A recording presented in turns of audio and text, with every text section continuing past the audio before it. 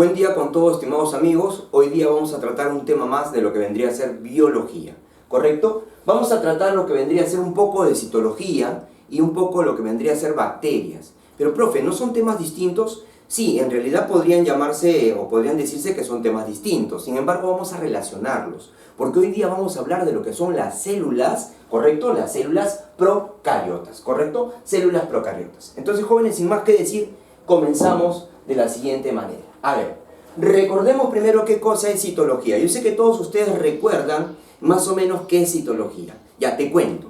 La citología es la parte de la biología que se encarga de estudiar todo lo que es correspondiente a las células. O sea, estudia la unidad funcional, morfológica, genética, anatómica de todo ser vivo. Recuerda que la célula es la unidad de vida. Entonces la citología es aquella ciencia que se encarga de estudiar a la célula, los tipos de célula, el funcionamiento de la célula y todo lo referente a la célula. Entonces, sin más que decir, comenzamos con citología. Ciencia que se encarga del estudio de la célula, también del estudio de la clasificación de la célula, ¿sí? De la forma, del metabolismo y diferentes funciones que cumple la célula. Recuerda que la célula es la unidad base fundamental de todo ser vivo, es la unidad de vida, ¿correcto? Ahora mira, vamos a hablar del señor Robert Hooke. ¿Por qué vamos a hablar de Robert Hooke, profesor? Porque vamos a hablar de este señor porque es el padre, o se le considera el padre de la citología. Recuerda que Robert Hooke, en un momento dado, no se sabe exactamente en qué momento fue, que estaba muy emocionado, de repente estaba celebrando su divorcio, quién lo sabe, y estaba tomando de repente su poquito de vino por ahí. A la hora que destapó el vino, el corcho salió volando, lo coge con la mano, ya un poquito zampado, se pone a mirar el corcho y dice, caramba, ¿qué habrá en este corcho? No sé, me genera curiosidad. Como tengo acá mi microscopio, voy a observarlo en el microscopio. Así que agarró y cortó un pedacito de corcho y se puso a observarlo en el microscopio. Cuando se pone a observar el microscopio, encuentra que el corcho tenía como una especie de celdillas o pequeñas cavidades, ¿sí? Pequeñas cavidades ahí empalmadas unas a otras, como si fuera prácticamente un panel de abejas, ¿no? ¿Correcto? Entonces dice, caramba, ¿y esto qué vendría a ser? Ah, son como celdas. Voy a llamarle célula. Él fue el primero que observó una célula, pero observó una célula muerta por si acaso. Les vamos a mencionar lo siguiente. El señor Robert Hooke, padre de la citología, ¿quién crea el término célula? Este término célula viene del latín cellula, que significa pequeña cavidad o pequeño compartimiento. Como él observó esas pequeñas cavidades, esas pequeñas celdillas, obviamente pues le llamó el interés, le llamó la curiosidad y lo comunicó obviamente ante todos sus amigos de la comunidad científica de ese entonces y obviamente quedó como el pionero prácticamente en haber observado una célula en el microscopio. Pero vamos a poner acá una cosa interesante, mira, fue el primero, o es el primero, vamos a poner acá, el primero, ya, bacán, el primero, en observar una célula, pero esa célula está muerta, una célula muerta. Eso quiero que lo tengas presente, chévere. Ahora vamos a hablar del señor Anton Leeuwenhoek. Profe, ¿y este señor qué hizo? A este señor se le conoce como el padre de la protozoología. Y te cuento algo. Un día, pues, Leeuwenhoek estaba de repente un poquito aburrido en su casa, quién sabe, estaba haciendo algunos trabajos manuales, nunca se sabe, y de repente se liberó un fluido de su cuerpo, medio lechoso, medio blanquiñoso, y él le generó curiosidad también. Dijo, a ver, voy a observarlo en el microscopio, y se pone a observarlo y encuentra que había algo que se movía. Uy, caramba, de repente estoy enfermo, dice. Entonces le cuenta a su amigo, le dice, oye, me puse a observar mi semen, ¿sí? Y me he dado cuenta que hay unas cositas que se mueven, y son bastantes, son muchas. Creo que estoy enfermo, creo que estoy mal. Su amigo, un poco intrigado, le dice, oye, y si analizas y observas el mío, a ver, dame un poquito, siempre bueno. Pum, se puso a analizarlo y también encontró cositas que se movían, qué raro. Entonces todo lo que le generaba curiosidad, él lo observaba en el microscopio. Es más, un día agarró unas gotitas de agua de un charco contaminado y se puso a observarlo en el microscopio y se dio cuenta que habían como unos animalitos que se movían, a lo cual él le llamó animáculos. Él no sabía, pero sin querer había descubierto ¿qué cosa? Los protozoarios y las bacterias. él había visto a través del microscopio estos microorganismos muy pequeños. Y obviamente también descubrió, ¿qué cosa? En el semen, el espermatozoide. También fue el primero que observó, ¿qué cosa? Los glóbulos rojos. Entonces vamos a hablar un poquito de Leeuwenhoek, porque en realidad él no era un científico, él era un vendedor de telas holandés. Sin embargo, cuando toda esta situación se le dio, y comenzó a generarle tanta curiosidad y tanta pasión, que se volvió prácticamente un apasionado en la ciencia. Y después fue considerado, obviamente, con honores, porque fue prácticamente el descubridor del espermatozoide, ¿correcto? Entonces vamos a mencionarlo a este señor también importante en el mundo de la citología. Recuerda que la citología es aquella ciencia que se encarga de estudiar la célula, tipos de células, clasificación y las funciones que obviamente genera esta célula, esta unidad de vida. Entonces tenemos Robert Hooke como el padre de la citología y tenemos Anton Leeuwenhoek como el padre de la protozoología. Lo primero que hizo es lo siguiente. Él fue el primero, ya está, en observar. ¿Qué cosa observó? Observar, ¿sí? Células, una célula viva. A esta célula viva, ¿sí? Le llamó animáculo, ¿correcto? Y si vamos a poner acá ya, le llamó animáculo. Porque lo observó obviamente en un poquito de agua, ¿sí? Una muestra de agua sacada de un charco contaminado. Y cuando la puso al microscopio observó que había unas cositas que se movían, que eran protozoarios, eran bacterias o algún tipo de microorganismo, ¿correcto? ¿Sí? Ya eran seres unicelulares, formados por una sola célula. Bacán. Ahora, quiero comentarte algo más. Leeuwenhoek obviamente encuentra, ¿sí? Identifica, reconoce y puede ver, ¿qué cosa? A los espermatozoides. ¿Y a quién más? A los glóbulos rojos. Ese dato es importante por si acaso. Vamos acá, él es el que prácticamente descubre los espermatozoides. Y los glóbulos rojos. Ahí está, glóbulos, chévere, rojos. Bacán. Ahí está. Listo. Profe, también hay que mencionar a Sladen y Swan. Profe, y estos científicos apasionados, ¿sí? ¿Qué hicieron? Sladen y Swan, obviamente, hicieron lo que es la teoría celular. Hablaron de que todos los seres vivos estaban formados ¿por quién? Por células. Entonces hay que mencionarlo acá, ¿ya? ¿Qué dice la teoría celular? En resumen, en síntesis, dice todos los seres vivos, todos, vamos a poner acá, ahí está, los seres vivos, están formados, ¿por quién? Por células. Chévere, por células. Vaca. Ahí está. Recuerda que la célula es la unidad funcional, morfológica, genética de todo ser vivo. Tú estás formado por millones de células. Yo estoy formado por células, ¿correcto? Que la célula es la unidad de vida. ¿Y quién estudia la célula? La citología, ¿correcto? Ahora, existen dos tipos de células muy importantes, ¿sí? Recordemos una célula llamada procariota. Procariota. Vamos a poner acá ya. La célula procariota. Es la menos evolucionada, por si acaso. Es la célula más primitiva. Por lo tanto, no presenta núcleo. Entonces, vamos a poner que la procariota no tiene núcleo. Sin carioteca. Sin núcleo. Colocamos acá. Sin núcleo celular. Ya está. Sin núcleo. Chévere. Y hay otra célula que ya es la más evolucionada, la que tienes tú, la que tengo yo, la que es propia de los animales, de las plantas, que es la eucariota. Colocamos acá la otra célula, ¿cómo se llama? Se llama eucariota. Y esta se caracteriza porque sí presenta. ¿Qué cosa presenta, profe? Sí presenta núcleo. Ahí está, presenta núcleo. Muy bien, presenta núcleo. ¿Correcto? Sí. Hoy día, en nuestro tema, vamos a abordar un poquito de lo que es la célula procariota. O sea, vamos a aprender un poquito más de lo que vendría a ser el mundo de la célula procariota. Entonces, sin más que decir, comenzamos acá con célula procariota. Colocamos acá célula, ¿sí? Procariota. Recuerda que la célula procariota es la menos evolucionada. Se le conoce así como la célula primitiva. Es propia principalmente de las bacterias. Por lo tanto, hoy día, la representante de la célula procariota, ¿sí? Está top model que va a representar en este certamen o este concurso, obviamente, de belleza, va a ser la bacteria. Ahí está. Vamos a representar a la célula procariota por una bacteria. Entonces, hoy día, ¿qué vamos a ver? Vamos a ver las bacterias, ¿correcto? Colocamos acá, sí, con otro colorcito, siempre es bueno. Bacteria. Bacteria. Entonces, la célula procariota va a ser representada hoy día por una hermosa y bonita y maravillosa bacteria.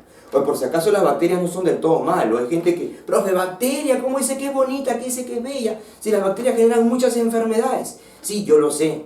Obviamente pues son microorganismos que pueden generar obviamente muchas enfermedades, infecciones mortales y nos pueden causar la muerte. Pero también existen muchas bacterias que son utilizadas en la industria alimenticia. Por ejemplo, para preparar el famoso yogur, para preparar los quesos, para preparar el vino. Entonces, las bacterias no son del todo malas. Hay algunas que nos ayudan a muchos procesos obviamente bioquímicos importantes y hay otras que sí nos pueden causar enfermedades. Vamos a hablar entonces un poquito acerca de la famosa bacteria. ¿Qué vendría a ser una bacteria o cómo definimos a las bacterias? Te cuento que las bacterias son microorganismos, ¿sí? Unicelulares, muy pequeñitos, invisibles al ojo humano. Entonces comenzamos. Son microorganismos procariotas unicelulares, de una sola célula, que presentan un tamaño de unos pocos micrómetros. Mira la unidad, micrómetros. Obviamente eso no se puede ver. Entonces necesitas obviamente pues un microscopio, ¿sí? Moderno para poder visualizar o ver una bacteria. Una bacteria aproximadamente puede medir de 0,5 a 5 micrómetros. Uy, qué interesante, profe. Profe, ¿hay formas de bacterias? Claro que sí. Hay una forma que es esférica, ¿sí? O media globular, que se llama coco. Se le conoce como coco, simplemente como coco. Vamos a poner acá ya. Coco, ahí está. Oye, profe, si fueran 2 cocos se llamaría diplococo. Profe, son 3, son 4, obviamente puede ser tetracoco, dependiendo de la cantidad de cocos que hay. También existe una forma tipo bastoncito así, que se le conoce como el famoso bacilo. ¿Cómo se le conoce, profe? Como bacilo. Tú de repente habrás escuchado el famoso bacilo de Koch.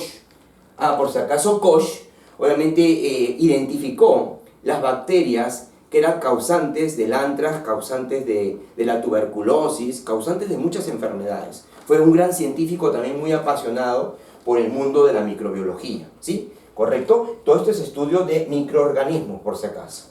Profe, y esta que parece una coma, ¿sí? Tiene forma de coma, se le llama vibrio. Vibrio. Ahí está el famoso vibrio. Profe, yo he escuchado del vibrio Scholiari. ¿Qué cosa es? La famosa enfermedad del cólera, que afectó al Perú hace muchos años. Puedes preguntarle a tus padres. De repente ellos recordarán obviamente que hubo una especie de epidemia, obviamente del cólera, ¿correcto? Profesor, tenemos una forma así como gusanito, una forma media en espiral. ¿Cómo se llama? Espiroqueta. Se llama espiroqueta. Espiroqueta. Ahí está, esta es la forma de la bacteria espiroqueta, causante de la sífilis, por ejemplo.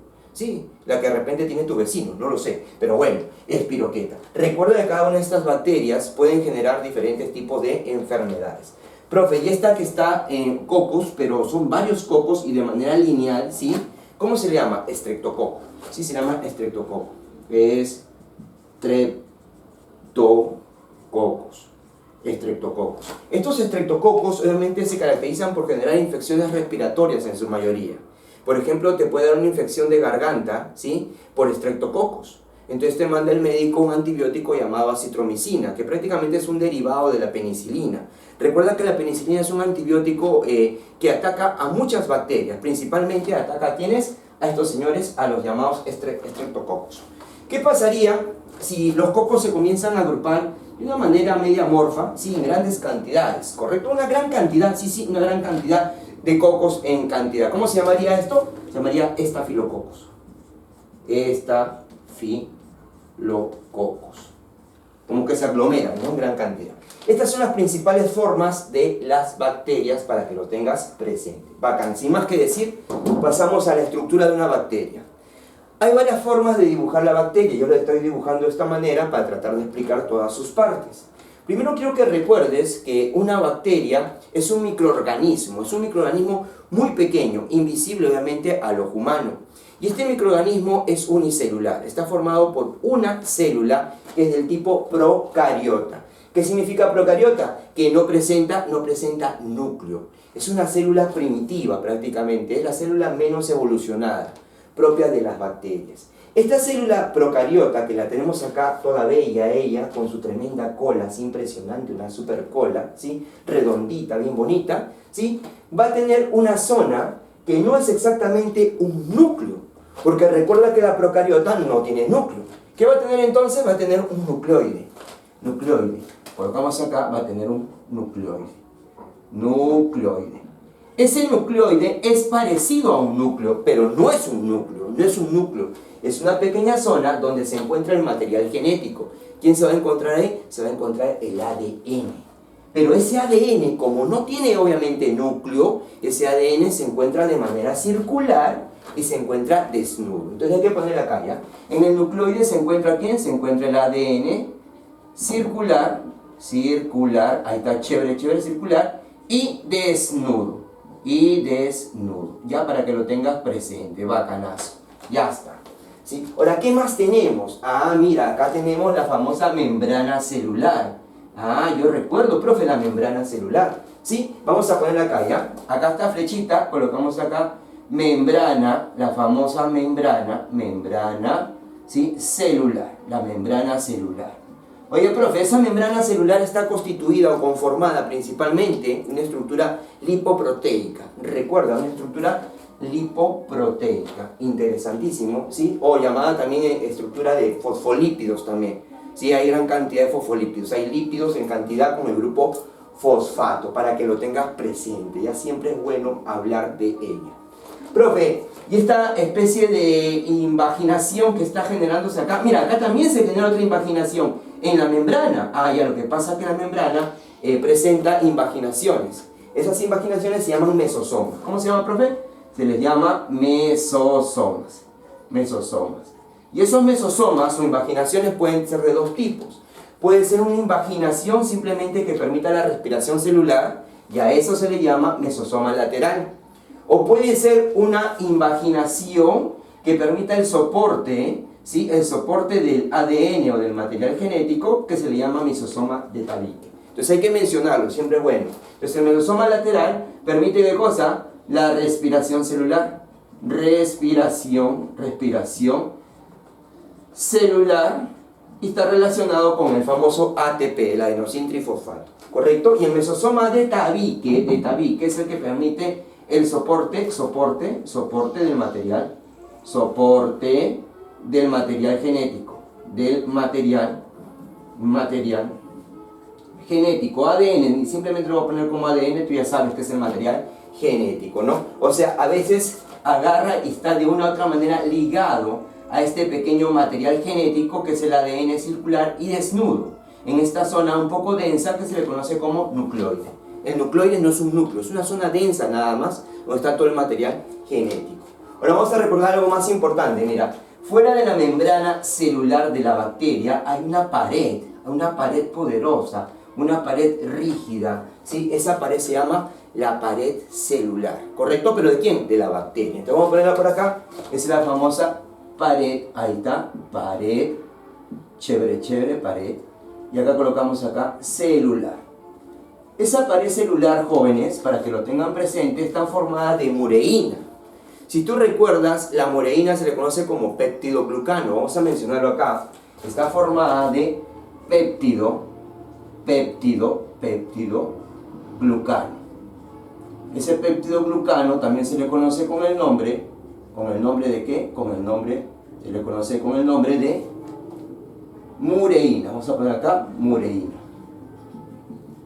Y va a depender de la cantidad de mureína que tenga la bacteria, o sea, la cantidad de peptidoglucano que tenga, para reconocer si la bacteria es o gram positiva o es gram negativa. Tú sabes que hay una clasificación de las bacterias mediante la tinción de Gram, que es una prueba para teñir las bacterias. Si sale un color medio azulado, es gram positiva. Si sale un color rosado, es gram negativa. Si sale un color azulito o medio violeta, intenso, sabes que es gram positiva y puede ser un neumococo, por ejemplo. Y si sale rosadito, es una gram negativa y puede ser una salmonela, por ejemplo, ¿no? Entonces acá he colocado lo siguiente, mira, he colocado lo siguiente. Si hay bastante mureína, o sea, la pared celular está llena de peptidoglucano, ¿sí? Se va a teñir de color azul. ¿Eso qué significa? Que es una gram positiva, ¿correcto? Entonces lo ponemos acá ya, gram ¿Por qué no ha sido más? Gram positiva. Y si hay poca ureína, o sea, poco peptidoglucano en su pared celular, si hay poquísima, se tiñe de una manera color rosado y simplemente se llamaría gram negativa. Vamos a ponerlo acá ya. Sería gram, ahí está, negativa, para que lo tengas presente. Siempre es bueno recordar, ¿ya? Listo. Por el otro lado, jóvenes, acá hay una especie de cápsula. ¿Sí? ¿Cómo una cápsula? Sí, una cápsula protectora, ¿eh?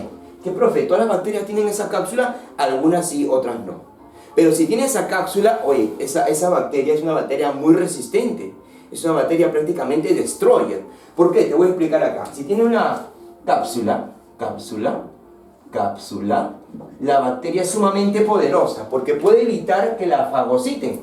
O sea, puede evitar la fagocitosis, que sea comida de repente por un glóbulo blanco.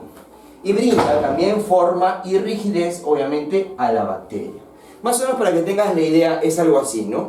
Imagínate que entra una bacteria a tu organismo, pero tu sistema inmunológico es tan poderoso que automáticamente reconoce y pasa la voz, oye, entra una bacteria. Sí, anda glóbulo blanco, y el glóbulo blanco sale ¡fua! En guam. O sea que los glóbulos blancos, o sea que son unos destroyers, ¿no? Son los Avengers del cuerpo humano, porque salen a defender y atacar y eliminar todo patógeno o microorganismo que ha entrado, ¿sí? Siempre y cuando obviamente lo reconozcan rápidamente. Entonces sale el glóbulo blanco. Por acá sale el glóbulo blanco. Vamos a ponerlo acá, después lo borramos. Este es el glóbulo blanco. Ahí está, el glóbulo blanco. Sale por acá el glóbulo blanco. Ahí está el glóbulo blanco. Ya está. Y llega la bacteria chévere, ya la bacteria está ahí entrando con su colita bien bacán. ¿Sí? Entra la bacteria y el glóbulo blanco comienza a pulsearla y comienza a florearla. Bacteria.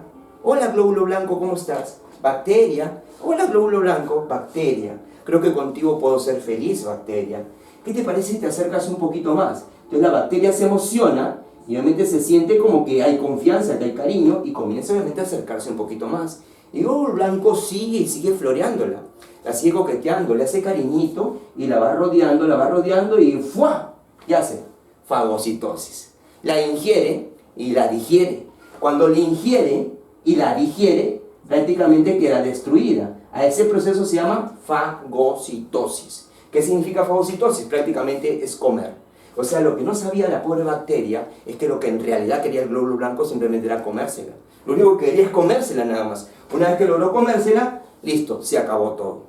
Pero imagínate, vamos a suponer ahora de que el glóbulo blanco, ¿sí? Ahí tenemos el glóbulo blanco, la ve a la bacteria toda chévere, acá la bacteria, ahí está la bacteria, ¿sí? Y acá está el glóbulo blanco, bien bacán, y comienza obviamente a rodearla y comienza también a enamorarla, a coquetearla, a florearla. Le dice, bacteria, tú y yo podemos ser felices. Bacteria, que te he visto y me has parecido espectacular. Pero esta bacteria ya es más recorrida, es obviamente pues recontra experimentada, a ella nadie la florea. Y además ella tiene algo. ¿Qué cosa tiene? Tiene una cápsula. ¿Qué significa una cápsula?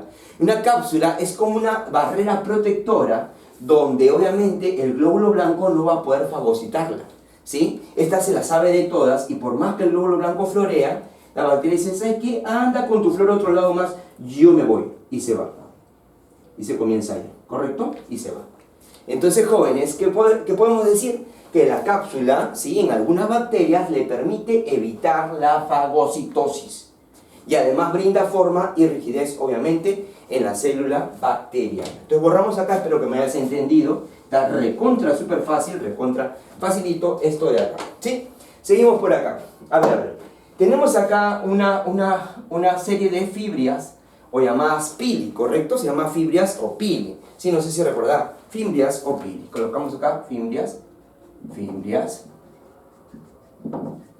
O llamado también pili. ¿Qué, profe, qué es esto? Explíqueme, profe, la verdad que no lo entiendo.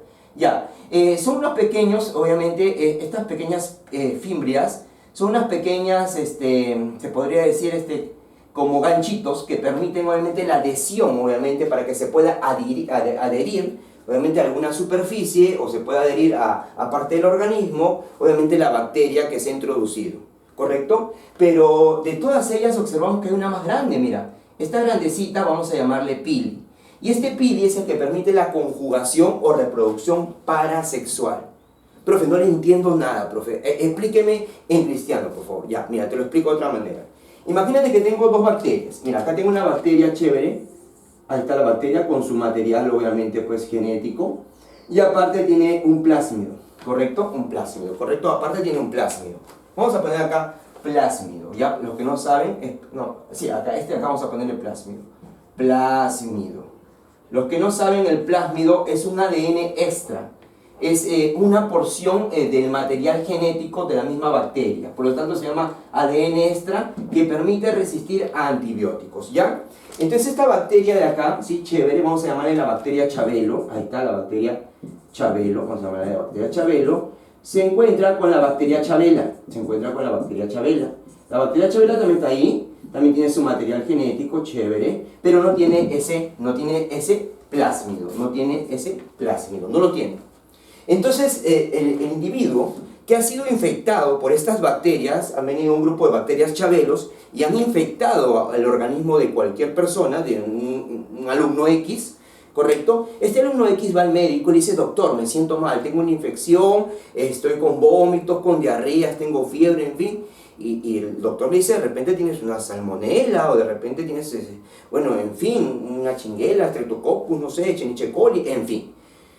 Vamos a mandarte tal antibiótico, y manda un antibiótico específico. ¡Plum! Ese antibiótico, ¿qué va a hacer? Va a matar, va a destruir, ¿a qué? A las bacterias. Pero acá te cuento algo. Esta bacteria Chabelo no va a ser destruida por el antibiótico. ¿Por qué? Porque Chabelo tiene, ¿qué cosa? Tiene plásmido. ¿Y qué significa plásmido? Que tiene un ADN extra que le permite resistir ante el antibiótico. O sea, poder bloquear y volverse resistente. Pues se llaman bacterias resistentes. En cambio, la pobre bacteria Chabela no tiene ese plásmido. Entonces, Chabela bien viva agarra y le dice: Chabelo, ¿qué pasa, Chabela? Chabelo, tú sabes que siempre me has gustado. Bueno, tú también, Chabela. Chabelo, ¿sabes qué? Te quiero pedir un favor. ¿Qué cosa? Quiero que me des tu plásmido, para yo también volverme resistente. O sea, Chabela quiere su plásmido de Chabelo. Y Chabelo le dice: pero te doy un poquito. Bueno, pero dámelo. Pero es mi plásmido. Mira, ¿sabes qué, Chabelo? Vamos a hacer una cosa bien bacán. Y Chabela le hace una propuesta. Te voy a hacer una propuesta un poco indecente. Como tú siempre me has caído bien, yo quiero una interacción contigo. Y en esa interacción quiero que me pases tu plásmido. Pero, Chabela, tú sabes que las bacterias no tienen interacción, y menos del tipo sexual. Sí, yo lo sé, no puede haber reproducción sexual, obviamente, entre bacterias. Tú sabes que la reproducción de las bacterias es del tipo asexual, es por fisión binaria, transversal. O sea, se divide en dos y se va, obviamente, multiplicando. Entonces, ¿por qué me propones eso, Chabela? Bueno, mira, vamos a hacer algo parecido al sexo. Obviamente no vamos a hacer sexo, pero vamos a hacer algo parecido. Va a haber una interacción en donde tú, mediante tu pili, ¿sí?, me vas a transmitir, ¿qué cosa? Plásmido. ¿Para qué? Para yo también volverme resistente y evitar que el antibiótico me mate. Ah, bacán. Si es así, Chabela, yo estoy dispuesto hacia ti. Así que Chabelo se baja la pared celular, obviamente bacteriana, y saca su pili. ¿Sí? Recuerda, ahí está su pili. Mira, saca su pili. Ahí está, saca su pili. Entonces Chabela lo ve y dice: oye, ¿qué es eso, Chipitá? Oye, Chisito, ¿qué es eso? No, pues, no seas gracioso. Y Chabelo le dice: mira, ¿sabes qué, Chabela? Voy a utilizar todo mi poder de pelea al máximo, voy a elevar mi kit al máximo, voy a duplicar, incrementar mi plásmido, y voy a incrementar también mi pili. ¿Y su pili? ¡Plum! Ahí está. Y por ahí transmite el plásmido. ¿Correcto? Al transmitir ese plásmido, ¿qué sucede con Chabela? Chabela agarra ese: gracias, Chabelo, ahora sí me siento feliz. Y él también se siente feliz de haber ayudado, obviamente, a su querida amiga Chabela.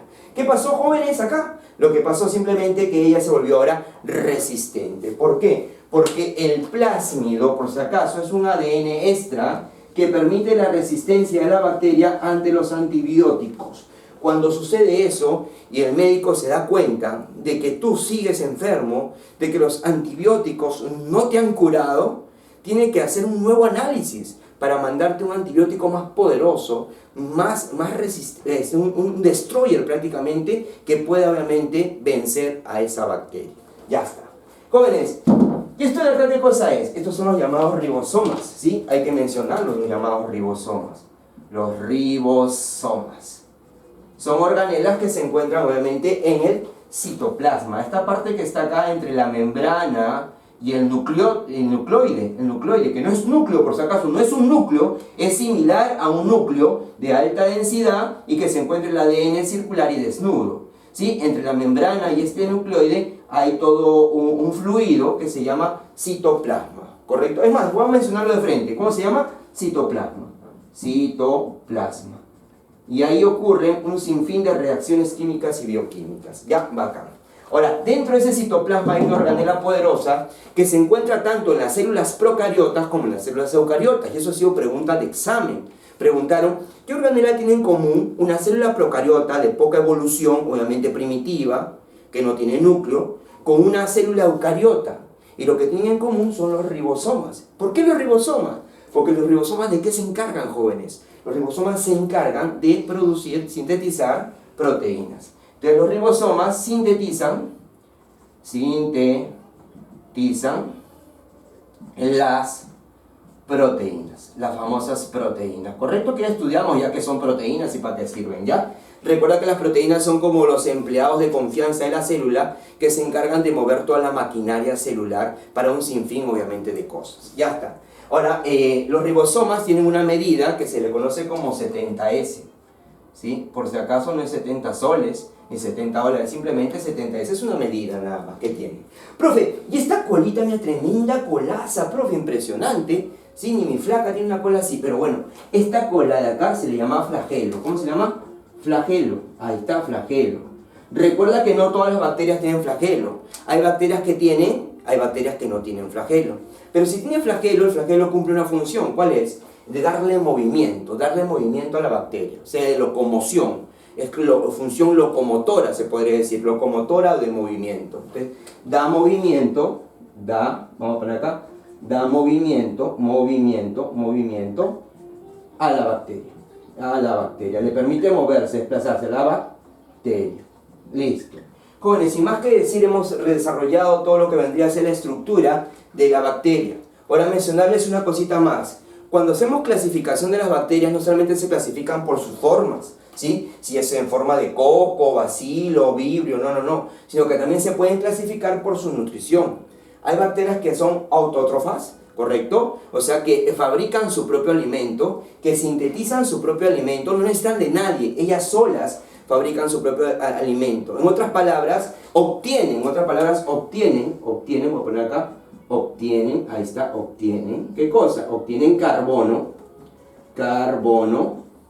del dióxido de carbono, del dióxido de carbono, que se encuentra en el aire, ¿correcto?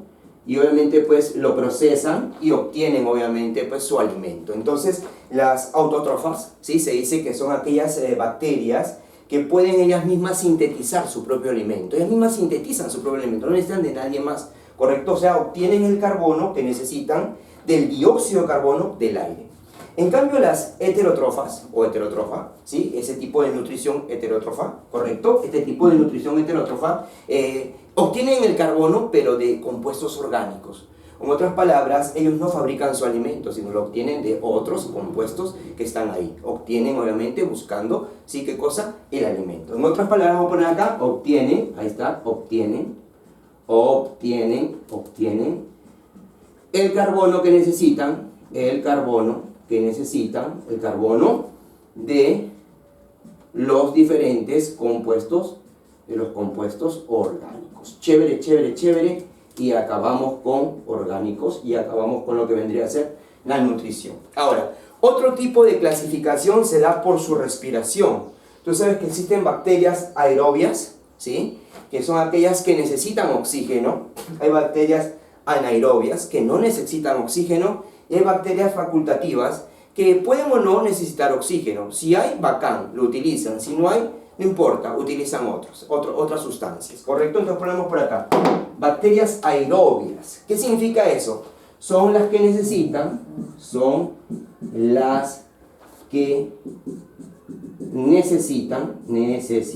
ahí está, necesitan, ¿qué cosa?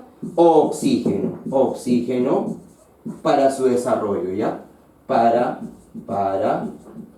su Bueno, acá más desarrollo. Desarrollo. Ya está, chévere. En cambio, las bacterias anaerobias no necesitan oxígeno. O sea, ellas crecen y se desarrollan sin presencia de oxígeno. Recuérdalo. Estas no necesitan, ¿qué cosa? Oxígeno para su desarrollo. Ya está. Profe, y las últimas, las bacterias facultativas, se pueden desarrollar tanto en presencia como en ausencia de oxígeno. Quiero que lo tengas presente. Jóvenes, sin más que decir, hemos abordado de una manera muy resumida y muy sintetizada lo que vendría a ser la célula procariota. Va a haber otro video exclusivamente de bacterias cuando hablemos un poco acerca del reino Monera, y vamos a ver la diferencia entre la eubacteria y la arqueobacteria.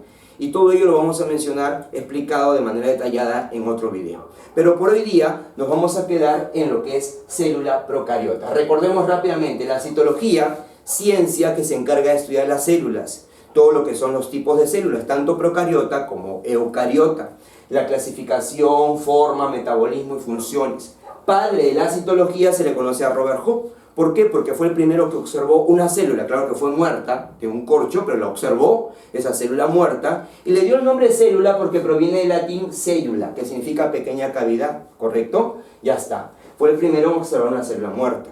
Después hay que mencionar a Anton Leeuwenhoek, que fue el padre de la protozoología, y que obviamente él se encargó, obviamente, ¿de qué? De observar células vivas. Sin darse cuenta, había descubierto, ¿sí?, los espermatozoides y los glóbulos rojos. Sladen y Swan, que obviamente son los que fundamentan la teoría celular, donde mencionan de que todos los seres vivos están formados por células.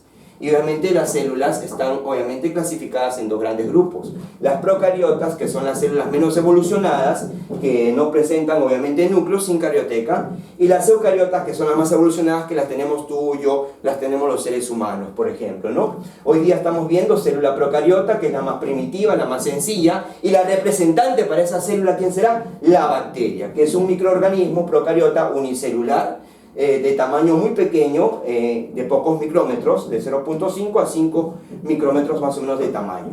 Tenemos diferentes formas de bacterias, formas esféricas como los cocos, formas abastonadas como el bacilo, forma de coma como el vibrio, tenemos obviamente la forma espiral como la espiroqueta, que caracteriza obviamente o que genera la famosa sífilis, estreptococos, que es característico de muchas infecciones, sobre todo a nivel de respiratorio, y los estafilococos.